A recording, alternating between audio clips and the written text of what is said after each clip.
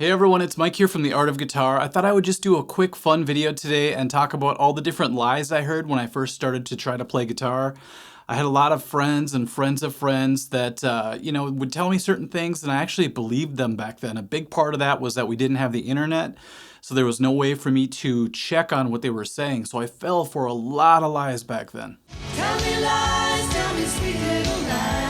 Back when I first started guitar, it seemed like everybody had an uncle or a friend of a friend or somebody who was the greatest guitar player they ever heard. And they would always claim that they were in some band, and I would say, I never heard of that band before. And they'd be like, well, that's because they're only big in Japan right now. So that became kind of an ongoing joke, we're big in Japan, that's why you haven't heard of us. But back then, people actually said that.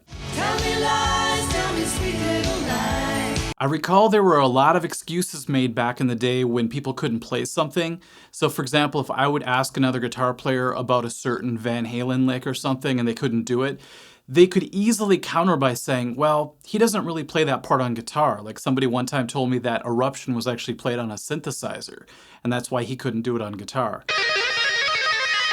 One time somebody couldn't play a lick and they said it's because it's not physically possible because the original artist sped up the tape. So the original artist never actually played it, and that's why he couldn't play it. And like I said, there was no internet back then, so I couldn't just do a quick search and find out that the guy was full of it, Now, there were exceptions. One time my grandma paid a guy, one of her friends, to come over and teach me. I guess she actually paid him $100 for an hour. And he was teaching me chords and a lot of the basics, but I wanted to learn Jason Becker, and I remember showing him a guitar magazine where they did a transcription of one of his solos, and the guy's name was Cal, and he's just like, yeah, I just can't play like that. There are people out there that are insanely fast players, and that's just not me. So even back then, of course, there were honest, authentic people, and he was one of them. Tell me lies, tell me sweet little lies. Now, the next lie was around when I first started, and it's still around today.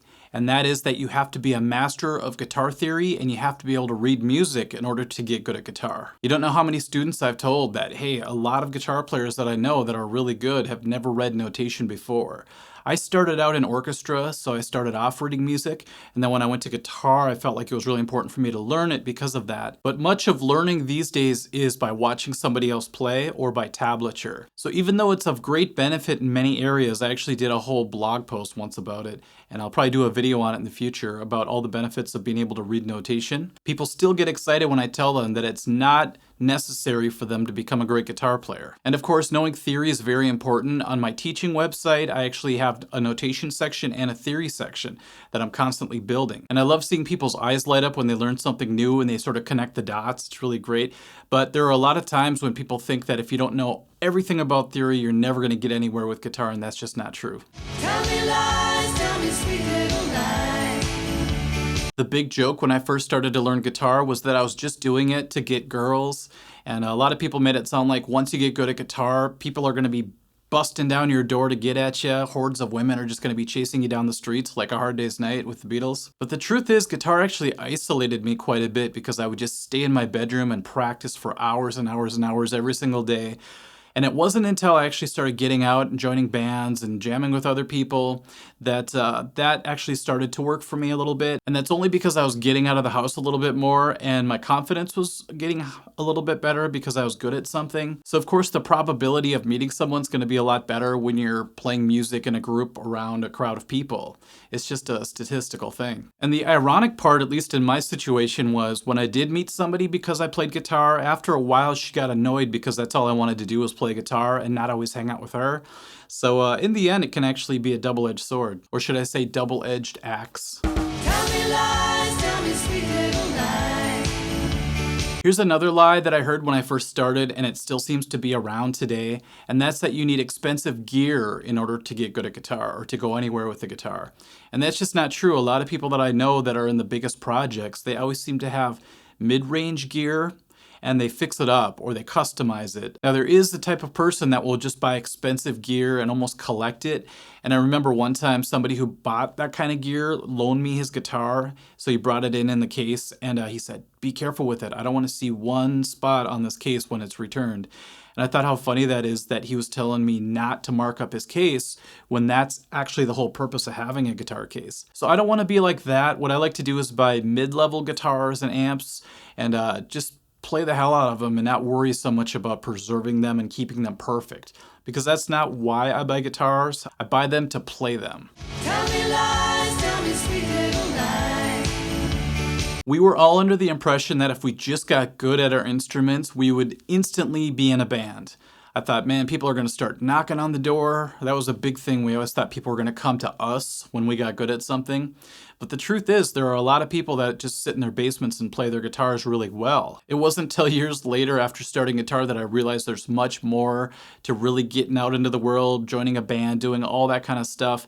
It's way more than just getting good at your instrument. And I'll go into much more detail on this topic in the very near future when I do a video about all the lies that I believed when I first started playing in a band. Tell me lies, tell me sweet little lies. When I first started guitar, my friends and I all believed that you had to be the best player in order to make it big with the guitar.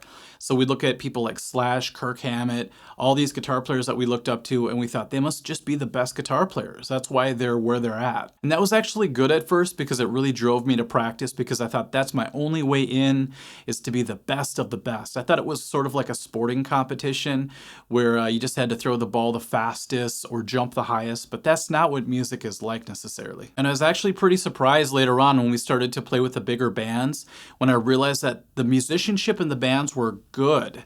Sometimes great, but it wasn't always the case. It's not like every time you see a band, everyone in the band is a virtuoso. Usually they play what they need to in order to be in the band, but you don't have to be Steve Vai or someone like that in order to be in a band. Tell me lies, tell me sweet little lies. Way back in the day, the goal was to be famous and to be in this awesome band that was touring the world. And it seemed like the only way to make a living playing music, playing the guitar, was to be in a band like that was touring, that was on the radio all the time, and that was the dream. It wasn't until much later that I realized that I could actually teach guitar and make a living.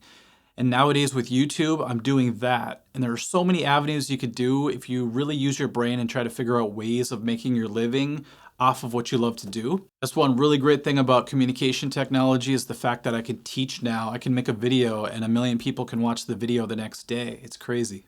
Tell me lies, tell me sweet little lies. There was one time where I was playing the Fade to Black solo. I'd practiced it endlessly. It must have got really annoying for my family.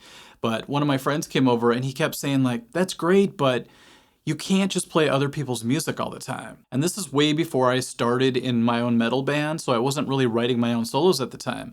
But I was using solos like Fade to Black to learn how to play the guitar and to start showing myself what it's possible to do on this instrument. And then I got into Megadeth. I got into, I was already into Kiss actually, but I started to get into different styles of music as I got older. And I realized that playing other people's music and other people's styles combine in order to make your own style. And it's kind of cool that you inject your own energy into all these different influences, and all of a sudden you have your own thing going on. I love kind of taking the Shang Tsung approach from Mortal Kombat, where you absorb the powers of everybody around you, and then you put your own energy into it as well, and you have this brand new thing. Tell me lies, tell me sweet little lies. Tell me lies. This one's funny because I heard both sides of this argument, and they're both lies in my opinion. One is that if you play fast, you can't be musical. A lot of people are saying that when they're listening to me practice fast solos. They're like, man, there's no feel in that. You're never going to be able to be musical if you just play fast all the time.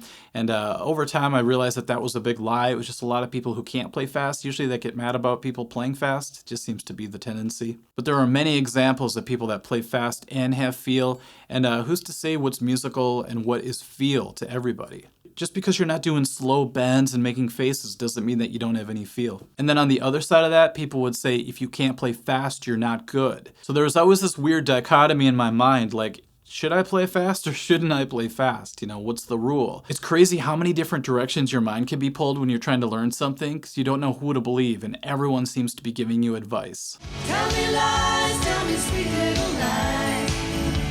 Sometimes really jaded, failed guitar players, I hate to say that, but people who gave up on guitar would say things like, man, you either have it or you don't. And I think that's really bad advice for people in the beginning, because obviously you're not going to be good if you're just starting out. They make it seem like if you're not some crazy prodigy that you're never going to be good. And I think that was one of the biggest lies I heard growing up. I bet you a lot of people quit because of that stupid saying, because they're like, yeah, obviously I can't play like Randy Rhoads yet. I must just not have it. And that's so sad. Tell me lies, tell me sweet little lie. And the last lie that a lot of people were talking about back when I first started guitar was a lot of people would say something like, in order to be successful at guitar, you have to sell your soul. And there's a whole history with that if you research Robert Johnson, or even if you want to watch the movie Crossroads. It's kind of a fun introduction into that concept. It's kind of weird watching the Karate Kid playing guitar, but it's a pretty cool movie and Steve Vai's in it, and I totally recommend it. Now, it took me a lot of years to realize that it's not literally selling your soul to the devil, let's say. Instead, it's more like sacrificing yourself to this instrument. So your time, your energy, your attention, it all has to go into this instrument in order to reach a high level with it. But instead of the bad end result that would come from selling your soul to the devil, this gives back at the end and even during the process of learning. That's what's so incredible. A lot of people ask, how do you practice guitar for so many hours every day? Doesn't it get draining? Don't you get tired of it? But it's one of those endeavors that actually gives back as you're learning it. Not to mention all of the examples of it giving back in so many other ways after I got decent at playing it. But it's just kind of incredible that it works both ways like that. So let me know in the comments section if you guys ever heard any of these lies. If you started post-internet, a lot of these lies could be dispelled easily with a quick search. But like I said, we didn't have the technology back then, so I just had to believe everyone when they told me that their uncle was as good as Eddie Van Halen. Nowadays, I could just jump on their profile, watch them play for 3 seconds and go, yeah, they're lying. Or let me know if you heard any other lies that I didn't mention when you were first starting guitar that maybe dissuaded you a bit from wanting to play guitar, or maybe it even excited you to want to pursue it even more. Who knows? So thanks for watching, everyone. We'll catch you at the next video. Bye-bye.